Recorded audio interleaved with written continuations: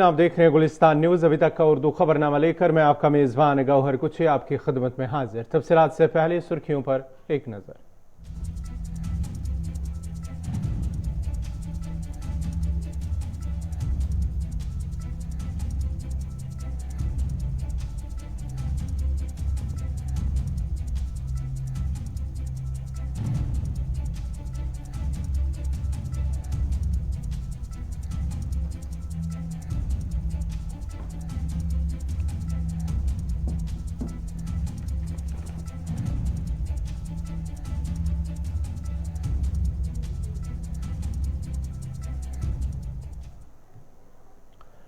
और अब पेश है खबरों की तफसील। सबसे पहले बड़ी खबर इस वक्त की जम्मू से आ रही है कि गुलाम नबी आज़ाद जम्मू पहुंच चुके हैं, जहां पर उनका इस्तकबाल भी किया गया है। गुलाम नबी आज़ाद कांग्रेस से छोड़ने के बाद उनका जम्मू का ये पहला दौरा है। गुलाम नबी आज़ाद वो जम्मू पहुंच चुके हैं और इसके साथ साथ ही आज गुलाम नबी आज़ाद सैनिक कॉलोनी जम्मू में एक रैली से खिताब करेंगे। गुलाम नबी आज़ाद ये कांग्रेस छोड़ने के बाद उनका पहला जम्मू दौरा होगा। याद रहे कि चंद रोज कबल ही जो गुलाम नबी आज़ाद ने कांग्रेस से इस्तीफा दिया है, जहां पर कई पेजेस पर मुश्तमिल उन्होंने अपना रिजिग्नेशन पेश किया है। आला कमान जो पार्टी हाई कमांड है या पार्टी की सदर सोनिया गांधी, और साथ ही साथ उन्होंने उससे अपना इस्तीफा पेश किया है। राहुल गांधी के हवाले से उन्होंने उन पर इल्ज़ाम भी आयद किया है कि उनकी गुलाम नबी आज़ाद की बात जो है नहीं सुनी जा रही है और मनमानियां चल रही है। गुलाम नबी आज़ाद की जानिब से कहा गया था जब उन्होंने अपना इस्तीफा पेश किया है, तो उसके बाद ही लगातार कांग्रेस के साथ साथ दीगर कई सियासी जमातों के लीडरान ने अपनी अपनी पार्टियों से इस्तीफा दिया है और उसके साथ ही आज़ाद ग्रुप में शमूलियत का ऐलान किया है। ये आप ताज़ा तस्वीरें देख सकते हैं जम्मू की, जहां चंद मिनट कबल ही गुलाम नबी आज़ाद पहुंचे हैं। एयरपोर्ट के बाहर उनका किस तरह से जम्मू के लोगों ने, खासकर जो उनके आज़ाद ग्रुप के साथ जहां उन्होंने शमूलियत का ऐलान किया है, लोगों ने वो उनके साथ उनका इस्तकबाल कर रहे हैं। इस वक्त देख सकते हैं एयरपोर्ट के बाहर गुलाम नबी आज़ाद का किस तरह से इस्तकबाल किया जा रहा है। साथ ही साथ मुख्तलिफ इलाकों से, मुख्तलिफ अजला से, जम्मू सूबे से खासकर और कश्मीर से भी कई लोग आज जो गुलाम नबी आज़ाद सैनिक कॉलोनी में एक अवामी रैली से खिताब करेंगे। उस रैली में शिरकत के लिए वादी कश्मीर से भी जो उनके हामी है वो वहां पर पहुंचे हैं और साथ ही साथ जम्मू सूबे के मुख्तलिफ अजला जिनमें खिते चिनाब के साथ साथ ही जो है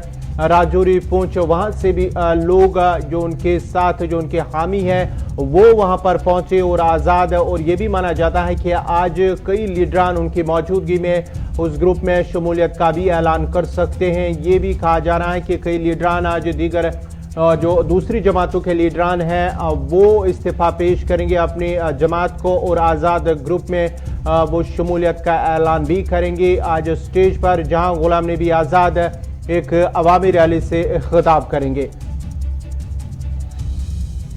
इस खबर पे मजीद तफसीलात के लिए सीधा जम्मू चलते हैं। इस वक्त फोन लाइन पे हमारे साथ है रितिका राजपूत। रितिका, क्या कुछ तफसीलात है, कितने बजे आज़ाद जम्मू पहुंचे हैं और रैली से खिताब कितने बजे करेंगे और वहां पर किस तरह का माहौल देखा जा रहा है? बता देना चाहते हैं, यहाँ की अगर बात करूँ, यहाँ का जो सैनिक फॉर्म है वो बना हुआ है। हजारों की तादाद में समर्थक अभी भी आज़ाद साहब का इंतजार कर रहे हैं और इसी के चलते आज़ाद साहब के आने में क्या कुछ महत्वपूर्ण घोषणाएं की जाएंगी, उन सब तमाम बातों का इंतजार यहाँ पे किया जा रहा है। और कहीं ना कहीं आज़ाद साहब की तरफ से के लिए क्या कुछ कहा जाएगा, राहुल गांधी, सोनिया गांधी ने क्या कुछ बातें की जाएंगी, वो सभी अभी इंतजार में है सब लोग। और इसी के चलते जम्मू के एयरपोर्ट पे उनका स्वागत किया जा चुका है और जल्द ही सैनिक कॉलोनी में पहुंचेंगे और यहाँ फॉर्म में जो इंतजाम किए गए हैं वहाँ पे आके उनका एक बड़ा जन संबोधन होगा। उसी के बाद हो सकता है कि नेशनल लेवल पार्टी के बारे में जो अड़चनें लगाई जा रही है उसकी अनाउंसमेंट की आज कर दी जाए। रितिका, जरा ये भी बताएगा कि कितने लोगों की तादाद है वहाँ इस वक्त, जो क्योंकि जो एयरपोर्ट के बाहर जिस तरह से हम लोग देख रहे हैं काफी तादाद में लोग उनका इस्तकबाल कर रहे हैं, तो जहाँ पर ये रैली है सैनिक कॉलोनी में, वहां पर कितने लोग अभी मौजूद हैं और किस तरह का उत्साह उनमें देखा जा रहा है? और ये भी माना जा रहा है कि कई लीडर उनकी मौजूदगी में उसके जो आज़ाद ग्रुप है, उनकी पार्टी अब जो बनने वाली है या आज़ाद ग्रुप, उसमें शमूलियत का भी ऐलान कर सकते हैं आज स्टेज पर। जी बिल्कुल, आपको बता दें कि अगर लोगों की संख्या की मैं बात करूं, जिससे आम लोग भी हैं, जिससे पार्टी से जुड़े हुए तमाम लोग भी हैं, हजारों की संख्या में यहाँ पे लोग उपस्थित हैं और इसी के चलते आजाद साहब का इंतजार लगातार यहाँ किया जा रहा है ताकि वो आए और तमाम महत्वपूर्ण जो भी अनाउंसमेंट वो करने वाले हैं उनकी तरफ से की जाए और उसके बाद क्या कुछ प्रतिक्रियाएं रहेंगी लोगों की वो भी उनसे बात करके जानेंगे। पर अभी तक की बात करूँ, जोश बना हुआ है यहाँ पे, हर्षो उल्लास लोगों में देखने को मिल रहा है। उम्मीद की किरण के साथ लोग अलग अलग जगह से उठ के यहाँ पे जम्मू में पहुंचे और आजाद साहब के स्वागत की तैयारी कर रहे हैं। तो चलिए, बहुत बहुत शुक्रिया रितिका राजपूत जम्मू से तफसीलात फराहम करी थी, जहां गुलाम नबी आजाद चंद मिनट कबल ही वो जम्मू पहुंचे हैं और साथ ही साथ आज वो सैनिक कॉलोनी जम्मू में एक रैली से खिताब करेंगे। आजाद जिन्होंने चंद रोज कबल ही कांग्रेस से इस्तीफा पेश किया था और उसके बाद ही इस्तीफों का सिलसिला कांग्रेस के अंदर जारी रहा। करीब करीब जो जम्मू कश्मीर के जितने भी कांग्रेस लीडरान हैं या साबिक वुज़रा है, असम्बली अरकान है, साबिक असम्बली अरकान, उनकी जानिब से भी इस्तीफा पेश किया गया और कारकुनान की एक बड़ी तादाद ने भी कांग्रेस से इस्तीफा पेश किया और आज़ाद ग्रुप में शमूलियत का ऐलान किया है। उसके बाद ही जब कांग्रेस के जब गुलाम नबी आज़ाद ने कांग्रेस से इस्तीफा पेश किया है और आज वो उनका कांग्रेस छोड़ने के बाद जम्मू का ये पहला दौरा होगा और आज सैनिक कॉलोनी जम्मू में एक रैली से खिताब करेंगे और ये भी माना जाता है कि जो पार्टी के लीडरान हैं, जो उसके साथ जो उनके हामी हैं, उनके साथ वो मशवरा भी करेंगे, तबादला ख्याल करेंगे, क्योंकि पार्टी का नाम, पार्टी का साइन जो भी होगा उस हवाले से उनके साथ बातचीत होगी। पार्टी का नाम क्या कुछ होगा वो भी आने वाले दिनों में तय किया जाएगा। ये गुलाम नबी आज़ाद की जानिब से जब उन्होंने गुलिस्तान न्यूज़ के एग्जीक्यूटिव एडिटर इशफाक गौहर से खुसूसी बातचीत की है तो उस दौरान उन्होंने कहा कि पहले मीटिंग होगी, कश्मीर में जितने भी लीडरान होंगे उनके साथी होंगे, उनके साथ मशवरा होगा, उनके साथ बातचीत होगी, उनके साथ मुलाकात होगी और साथ ही साथ जम्मू सूबे के अंदर जितने भी उनके साथी होंगे उनके साथ मशवरा किया जाएगा और पूरी तौर पर ये मुत्फिका तौर पर फिर ये फैसला लिया जाएगा कि आया पार्टी का नाम क्या कुछ होगा। ये गुलाम नबी आज़ाद की जानिब से कहा गया है। लेकिन इस वक्त जो बड़ी खबर है कि गुलाम नबी आज़ाद कांग्रेस छोड़ने के बाद पहली बार जम्मू पहुंच चुके हैं। एयरपोर्ट पर, एयरपोर्ट के बाहर उनका इस्तकबाल भी किया गया है। तस्वीरों से साफ पता चलता है कि कितने लोग आज़ाद के इसका इस्तकबाल कर रहे थे और खुशी का इजहार कर रहे हैं। जहां पर एयरपोर्ट के बाहर ही वो निकले तो वहां पर लोगों की एक बड़ी तादाद जमा हुई है, जिसके अब चंद ही मिनटों के बाद ही सैनिक कॉलोनी में वो एक अवामी रैली से भी खिताब करेंगे।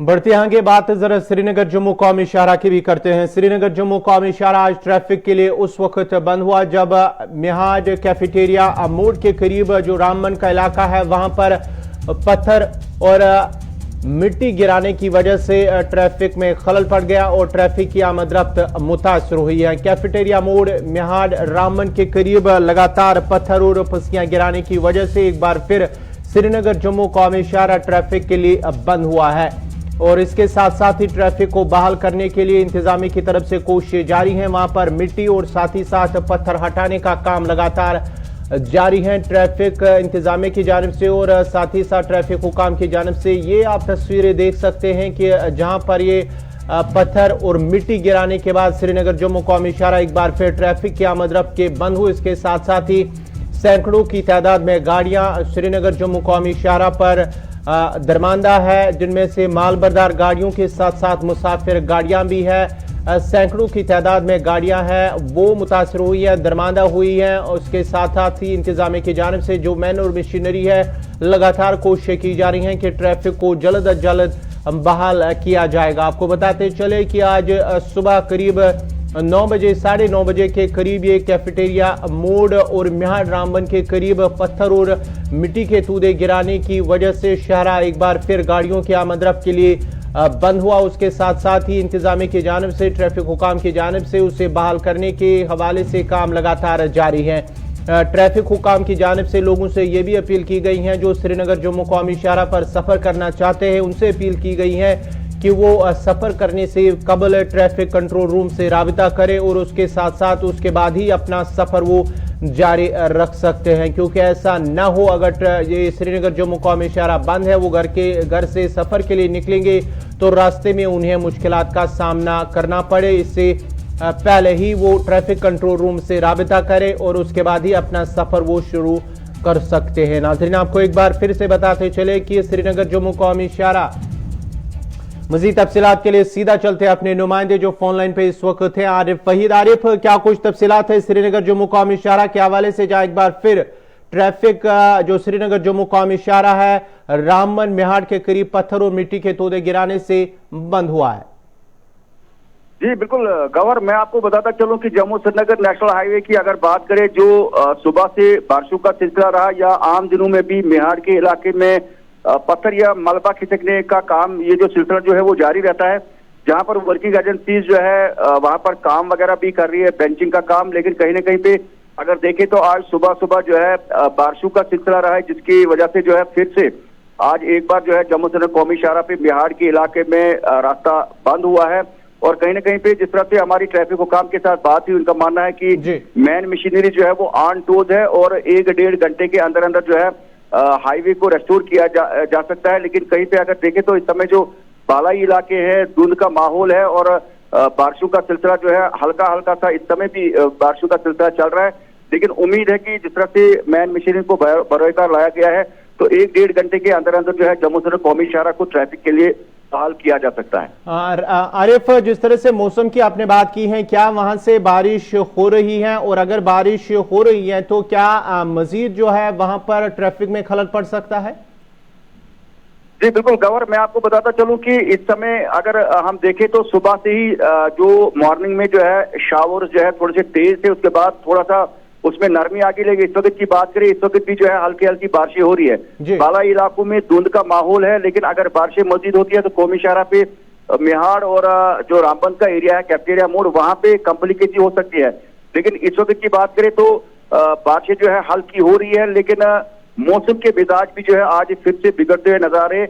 लेकिन जिस तरह से ट्रैफिक हुकाम का मानना है कि जिस तरह से काम जो है वर्किंग एजेंसीज ने शुरू किया है, तो 1-1.5 घंटे का वक्त लग सकता है, ऐसे ट्रैफिक हुकाम का मानना है। लेकिन अभी कौमी शाहरा पे ट्रैफिक को बहाल नहीं किया गया। जी गवर, बहुत बहुत शुक्रिया आरिफ वहीद आपका। ये थी आरिफ वहीद तफसीलात फराहम कर रहे थे। आज जहां पर मेहाड़ और साथ ही साथ कैफेटेरिया मोड़ जो रामबन का इलाका है, वहां पर पत्थर और मिट्टी के तोदे गिराने की वजह से श्रीनगर जम्मू कौमी शाहरा पर ट्रैफिक की आमद रफ्त को फिलहाल बंद कर दिया गया है और मैन और मशीनरी की जानिब से मलबा हटाया जा रहा है। और बहुत जल्द जो ट्रैफिक हुकाम का कहना है कि 1 से 1.5 घंटे के बाद ही ट्रैफिक को बहाल किया जा सकता है।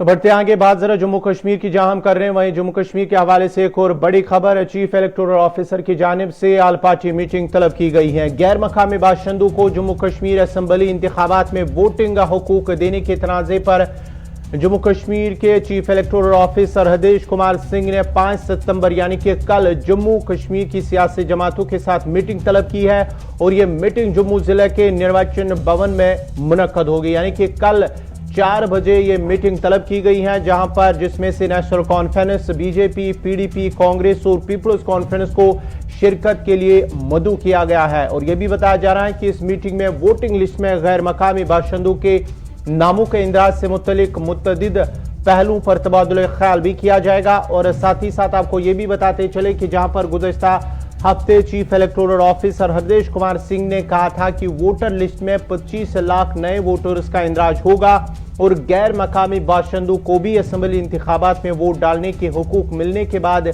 वो हक रायदही का इस्तेमाल करेंगे, जिसके बाद ही तनाज़ा खड़ा हुआ।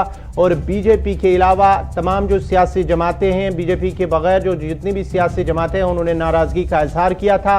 चीफ इलेक्टोरल ऑफिसर 15 सितंबर को इलेक्टोरल रोल का मुसवदा पेश करेंगे और 25 अक्टूबर तक इस पर तजावीज़ और एतराज़ भी पेश किए जा सकते हैं, जबकि 25 नवंबर को हतमी वोटर लिस्ट शाया किया जाएगा। ये तनाज़ा तब खड़ा हुआ था जब चीफ इलेक्टोरल ऑफिसर ने 25 लाख नए वोटरान के हवाले से बात की थी एक प्रेस कॉन्फ्रेंस के दौरान। उसके बाद ही सभी सियासी जमातों ने नाराजगी का इजहार किया था। अब चीफ इलेक्टोरल ऑफिसर की जानिब से कल एक मीटिंग तलब की गई है, जिसमें से जो जम्मू कश्मीर की सियासी जमातें हैं, जिनमें PDP, national conference, Jammu Kashmir अपनी पार्टी और साथ ही साथ भारतीय जनता पार्टी, उनको मदऊ किया गया। और कल 4 बजे जम्मू के अंदर ये मीटिंग होगी, जिसपे मुख्तलिफ मामलात के साथ साथ जो वोटिंग के हवाले से बात है, जिसमें से जो 25 लाख वोटरान की बात की गई थी, जिसपे सारा तनाजा खड़ा हुआ था, उस पर भी बात होगी। तालीमी निज़ाम में बेहतरी और जम्मू कश्मीर में यकसा तालीमी निज़ाम लागू करने के लिए सूबा इंतजामिया कश्मीर ने 10वीं और 12वीं जमात के इम्तहानात के लिए जमात सेशन लागू करने को हरी झंडी दिखाई थी। वहीं पर अब तालिब इल्मों ने फैसले पर नाराजगी का इजहार करते हुए कहा कि इससे तालिब इल्मों की तालीम पर मनफी असरात भी मुरतब होंगे और काफ़ी नुकसानदेह साबित होगा। ये पहले जो है पहला जो सिस्टम था वो बहुत ही ज़्यादा अच्छा था, बेहतरीन था बच्चों के लिए, हमारे लिए, क्योंकि हमें कंटिन्यूसली हम स्कूल जाते थे और मौसम के हिसाब से था।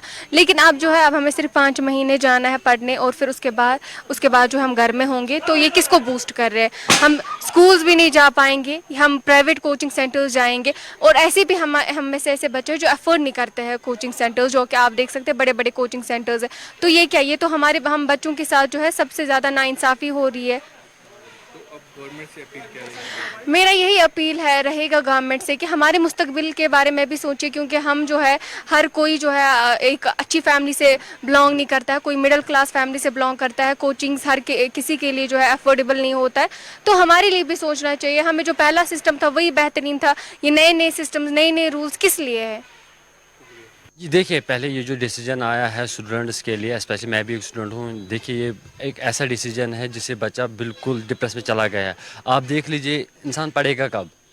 मार्च में आप एग्ज़ाम लेंगे, जून में रिज़ल्ट आएगा, अगस्त में क्लास स्टार्ट होंगे, उसके बाद अक्टूबर और नवंबर है, उसके बाद हमारा हायरिश पीरियड है विंटर्स का, उसके बाद विंटर ब्रेक। फिर बताइए फिर बच्चा पढ़ेगा कब स्कूल में? इंसान पेरेंट्स बच्चे को स्कूल भेजते पढ़ने के लिए, कुछ सीखने के लिए। जब आप ये सेशन ला रहे हैं, इसमें देखिए अब कितना टाइम गैप मिल रहा है। देखिए यहाँ पे अगर देखेंगे कि विंटर्स में स्पेशली हम मार्च अब एंडिंग मार्च तक तो स्कूल बंद ही रहते हैं, क्योंकि यहाँ पे इतनी ज़्यादा बर्फबारी होती है। उसके बाद देख लीजिए मार्च में इंसान जो इससे पहले सेशन था उसमें अक्टूबर में एग्ज़ाम होते थे, दिसंबर में रिजल्ट आता था, तो जैन फैब बच्चों को रेस्ट मिलता, इवन वो घर में भी पढ़ते थे। फिर मार्च में वो फिर से स्कूल जाता था, वहाँ पे टीचर से सीखता था, पढ़ता था। इवन कोचिंग की भी बच्चे को ज़रूरत नहीं है। मुझे लगता है अगर ये सेशन रहा, देखिए इससे एक तो बच्चों के लिए भी नुकसान है, उनके स्टडीज़ के लिए भी नुकसान है। उसके बाद एक बच्चे को जो काबिल बच्चा है, जो प्रेफर नहीं करता था कोचिंग सेंटर जाने के लिए, मेरे ख्याल से उस बच्चे को ज़रूरत है, ये कंपलसरी बन गया एक बच्चे के लिए कि कोचिंग सेंटर वो जाना चाहे। एक तरफ गवर्नमेंट बड़े बड़े दावे कर रही है कि कोचिंग सेंटर बच्चे को मत भेजो, बच्चों को जो है गवर्नमेंट स्कूल भेजो। आप देख लीजिए, आप ये सेशन जो ऑर्डर इम्प्लीमेंट आप करना चाहते हैं, इससे आप क्या जताना चाहते हैं कि बच्चे जो है वो प्राइवेट स्कूल जाए, बच्चे जो है वो प्राइवेट ट्यूशन सेंटर जाए। ऐसे भी फैमिलीज है यहाँ पे जो सुबह बेचारे कमाते हैं, शाम को घर वालों को खिलाते हैं, वो अपने बच्चों को स्कूल कहाँ से देंगे? उनके लिए तो बच्चों की फीस इम्पॉसिबल होती है देने। वो महकमे हॉर्टिकल्चर में मुतारिफ की गई मुख्तलिफ स्कीमों के तहत जहां बाग मालिकान को फायदा पहुंचाने की कोशिशें की जा रही हैं, वहीं पर हॉर्टिकल्चर ऑफिसर पट्टन डॉक्टर आसमा हसन ने कहा है कि मुतलका महकमा में जो भी स्कीमें हैं, लोगों को चाहिए कि वो इनसे इस्तिफादा हासिल करें। इन बातों का इजहार उन्होंने गुलिस्तान न्यूज़ के नुमाइंदे राही निसार से खुसूसी बात करते हुए किया। हमारे पास प्रेजेंटली बहुत सारी स्कीमें हैं जिनका आप ग्रोवर फ़ायदा उठा सकते हैं। जैसे अभी हमारे पास एक high density ultra high density का ये है, तो वो उस स्कीम को यूज़ कर सकते हैं। उस स्कीम में हम गवर्नमेंट उनको 50% सब्सिडी देती है। अगर वो उसका यूज़ करे तो वो अच्छे से अपना मार्केट बना सकते हैं, क्योंकि वो उसमें वैसी वैराइटीज़ है जो हम अर्ली भी कर सकते हैं, मिड भी में भी ले सकते हैं, और उसमें लेट वैराइटीज़ है। अगर वो उन एग्जॉटिक वैराइटीज़ का यूज़ करे तो बहुत अच्छा रहेगा उनका, वो हर वक्त अपना फ़ायदा ले सकते हैं टाइमली। तो इस वक्त हमारे पास जो मॉडिफाइड अल्ट्रा हाई डेंसिटी है, वो उस पर हम 50% सब्सिडी देते हैं। तो उसमें उनको एक तो ड्रिप सिस्टम मिलता है, ट्रेलिस सिस्टम मिलता है, और प्लांटिंग मटेरियल उनको मिलता है। तो और उसमें जो 50% है, 40% उनको वो बैंक भी एज लोन दे सकते हैं, और जस्ट उनको 10% का ही उसमें करना है अपना।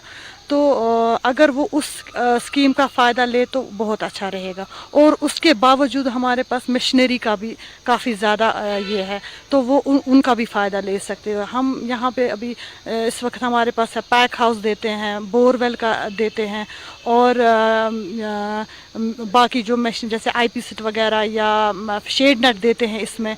जिन पे 50% सब्सिडी। ज़रूरी नहीं कि जैसे हम मेन फोकस हम एप्पल पे ही करते हैं, अगर हम दूसरे क्रॉप्स पे भी जाएं तो उसमें भी काफ़ी फ़ायदा है, क्योंकि दवा पाशी का ज़्यादा यूज़ होता है। अगर हम दूसरे क्रॉप्स को ले, जैसे हमारे पास कीवी है या प्लम है या पीच है, तो उन पे उतना ज़्यादा खर्चा नहीं है और हम उसका भी फ़ायदा, वो जैसे जून से ही तैयार होती है हमारी वैरायटीज़, उनका यूज़ करें तो हो सकता है उससे भी हमारी जो प्रॉब्लम है वो सॉर्ट आउट हो। जनूबी कस्बा तराल के गुत्रो इलाके में मोबाइल नेटवर्क न होने की वजह से आम लोगों के साथ साथ तालिब इल्मों को परेशानियों का सामना करना पड़ रहा है। इस तरक्की याफ्ता दौर में जहां हर जगह लोग इंटरनेट और गूगल के सहारे अपनी जिंदगी गुजार रहे हैं, वहीं पर गुत्रो में रिहाइश पजीर लोग सदरात से मुवासलाती निज़ाम को तरस रहे हैं। मकामी लोगों ने कहा है कि वो डिजिटल इंडिया में बुनियादी सहूलियात को तरस रहे हैं। लोगों का कहना है कि इलाके में मोबाइल टावर न होने की वजह से राबिता भी नहीं कर सकते। आज तक न सरकार की जानिब से और न ही किसी निजी कंपनी की जानिब से इलाके में मोबाइल टावर नस्ब किए गए हैं। उन्होंने अब जिला इंतजामिया पुलवामा से मुदाखलत की अपील की है।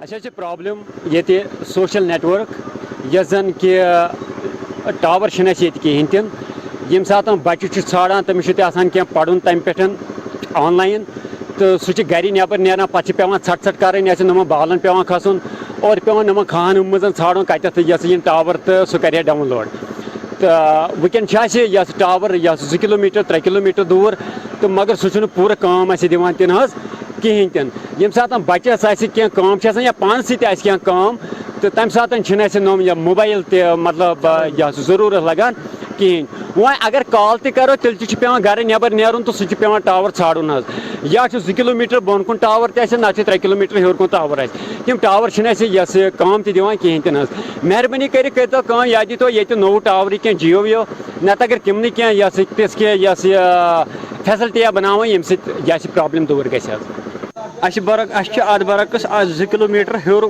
एयरटेल टावर तथ टावरस चीज़ प्रॉब्लम गसान सरसी चलान गुत्रोस चलान बिजाती वक्त पे इंटरनेट क्या आज सोशल मीडिया दौर अगर क्या डाउनलोड कर पे वनकन तन शाम टाइम खास कुन ये पे मोबाइल रटन अत डाउनलोड कह चीज़। किश्तवाड़ स्पोर्ट्स फेडरेशन की जानिब से इलाके में आपसी भाईचारे को बरकरार और मजबूत करने और मकामी नौजवानों की सलाहियत और हुनर को एक प्लेटफॉर्म मुहैया करने के लिए क्रिकेट कप टूर्नामेंट का इनेकाद किया जा रहा है। गुलिस्तान चैनल के नुमाइंदे अजय शान ने टूर्नामेंट मुनक्किद करने वाले जिम्मेदारों से बात की, जिस दौरान उन्होंने कहा कि इस टूर्नामेंट का मकसद हिंदू मुस्लिम भाईचारे को मजबूत करने के साथ साथ जो नौजवान मंशियात की वबा में मुब्तला हो गए हैं उन्हें इससे दूर रखने की कोशिश करना और जो यहाँ के नौजवानों के अंदर टैलेंट है उसे सामने लाना है। याद रहे कि टूर्नामेंट में करीब 40 टीमें शिरकत कर रही हैं और जीतने वाली टीम को 7 लाख रुपए कैश जबकि रनर अप को 3.5 लाख कैश दिए जाएंगे। जहाँ तक किश्तवाड़ कप का, जब हमने सोचा कि किश्तवाड़ कप के नाम से हम यहाँ टूर्नामेंट ऑर्गेनाइज करेंगे, यहाँ जो पुराने हमारे क्रिकेटर्स हैं उसमें हमारे 9 हिंदू भाई हैं, 9 मुसलमान हैं, उनकी याद में, उनकी मेमोरी में ये किश्तवाड़ कप हम यहाँ ऑर्गेनाइज कर रहे हैं। काफ़ी तैयारियाँ हमने इसके लिए की है। हम इस सिलसिले में LG साहब से मिले, DG साहब से मिले, स्पोर्ट्स काउंसिल से हमने रब्ता किया। तो अभी तक पूरी स्टेट से या स्टेट के बाहर जो हमारे खिलाड़ी यहाँ खेलने के लिए आ रहे हैं, लगभग 40 टीमें इस टूर्नामेंट में पार्टिसिपेट कर रही हैं। 7 लाख रुपया हमने विनर्स के लिए रखा है और 3.5 लाख रुपया रनर्स अप के लिए हमने इनाम रखा है। तो मेरे ख्याल में नॉर्थ इंडिया में पहली दफ़ा ऐसा टूर्नामेंट हो रहा है और ये इतना बड़ा प्राइज किसी टूर्नामेंट में किसी ऑर्गेनाइजेशन ने रखा है। ये किश्तवाड़ स्पोर्ट्स फेडरेशन इस टूर्नामेंट को ऑर्गेनाइज कर रही है। 7 लाख एक बड़ी रकम है, लेकिन उसके साथ साथ इसके पीछे आपका मकसद क्या था? हमारा टूर्नामेंट ऑर्गेनाइज करने का मकसद, एक मकसद पहले था कि यहाँ का जो भाईचारा है हम उसको भाईचारे को मजबूत करें। जो 2 कम्युनिटीज़ में दूरियां पैदा हो गई हैं उनको हम ख़त्म करें। दूसरा बड़ा मकसद था हमारा कि हमारा नौजवान तबका जो है, जो ड्रग्स की तरफ जा रहा है, उनको उस चीज़ से वापस लाना है, ड्रग्स से दूर रखना है, ताकि नौजवान नस्ल, जो आने वाली हमारी नौजवान नस्ल है, उनको सही पटरी पर हम लाएं। स्पोर्ट्स को जो फ़रोग़ देने के लिए प्रधानमंत्री हो, सरकार हो, उनकी तरफ से दावे किए जाते हैं, लेकिन फेडरेशन जो किश्तवाड़ की उन्होंने ये स्टेप उठाया, तो अब सरकार की तरफ से आपको क्या सपोर्ट मिल रही है? सरकार की तरफ से इस टूर्नामेंट में स्पोर्ट्स काउंसिल ने अभी तक हमें स्पोर्ट्स काउंसिल अच्छा कोऑपरेट कर रही है। उन्होंने हमें जो 10 टीमों के लिए उन्होंने जर्सियाँ प्रोवाइड की हैं, कुछ सामान प्रोवाइड किया है और कुछ 5-7 आदमी की टीम कल या परसों स्पोर्ट्स काउंसिल की तरफ यहाँ आ रही है। इस टूर्नामेंट के इंतजाम को देखेगी, वो यहाँ से वो रिपोर्ट देगी। अभी पहला मैच कब होगा? 5 सितंबर को हमारा टूर्नामेंट यहाँ शुरू होगा। तो पहले डिसाइड था यहाँ की डिविजनल कमिश्नर साहब और एडीजीपी वो दोनों यहाँ as chief guest, divisional commissioner साहब थे, गेस्ट ऑफ ऑनर हमने एडीजीपी साहब को रखा था, लेकिन किसी वजह से उन्होंने टाइम चेंज किया। वो 6 तारीख को अब आ रहे हैं, लिहाजा 5 को तो हम मैच कराएंगे यहाँ, लेकिन 6 तारीख को बाज़ाब्ता डिविजनल कमिश्नर साहब और एडीजीपी साहब इस टूर्नामेंट का इफ्तिताह करेंगे। नाजरीन, इसी के साथ ही उर्दू खबरनामा इख्तिताम पज़ीर हुआ चाहता है। अपने मेज़बान गौहर कुछे को इजाज़त दीजिए। अल्लाह हाफ़िज़।